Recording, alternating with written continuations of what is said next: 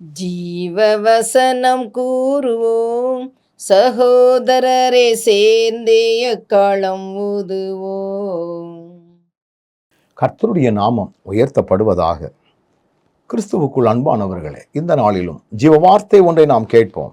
நீதிமொழிகளின் புஸ்தகம் 8வது அதிகாரம் 13ஆம் வசனம் சொல்லுகிறது, தீமையை வெறுப்பதே கர்த்தருக்கு பயப்படும் பயம். பெருமையையும் அகந்தையையும் தீய வழியையும் புரட்டு வாயையும் நான் வெறுக்கிறேன்.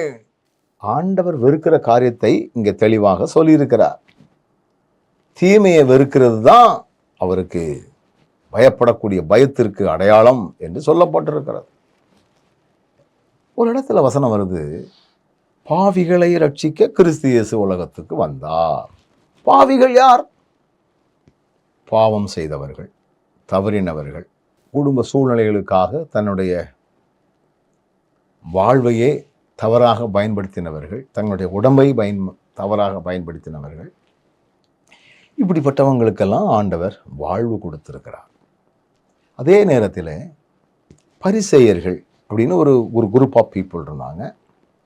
அவங்களுக்கு ஒரு பெரிய எண்ணம், பெருமை இருந்துச்சு. என்னைய மாதிரி எவன் பைபிளை வாசிக்க முடியும், என்னைய மாதிரி எவன் உபவாசிக்க முடியும், என்னைய மாதிரி எவன் கோயிலுக்கு போக முடியும், என்னைய மாதிரி எவன் காணிக்க கொடுக்க முடியும், என்னைய மாதிரி கோயிலுக்கு போய் எல்லா ஆராதனையிலும் எவன் பங்கெடுக்க முடியும், என்னைய மாதிரி எவன் பிரசங்கிக்க முடியும் அப்படின்னு ஒரு பெருமை. இதைத்தான் ஆண்டவர் வெறுக்கிறார். இதெல்லாம் ஆண்டவருக்கு உகந்தது தான். ஆனால் அதை பெருமையோட, ஆவிக்குரிய பெருமை நமக்குள்ள வந்துடக்கூடாது. நாளும் ஜோம் பண்ணோம்னா அப்படியே பூமி அசையும். சில நேரங்களில் சிலருடைய ஜபத்திலேயே அவர்கள் எப்படி பெருமைக்குரியவர்கள் அப்படிங்கிறத நம்ம தெரிந்து கொள்ள முடியும்.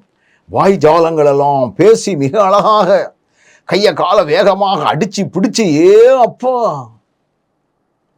ஆண்டவர் இப்படிப்பட்ட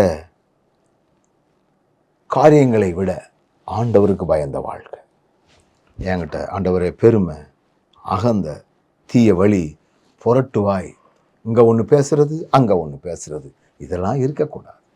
ஆண்டவரே அவர் விரும்புகிறபடி நம்ம செய்ய நம்மை அர்ப்பணிப்போம். நல்ல ஆண்டவரே, தீமையை வெறுக்கின்ற அனுபவத்தினால் எங்களை வழி நடத்தும். இயேசுவின் நாமத்தில் பிதாவே, ஆமென்.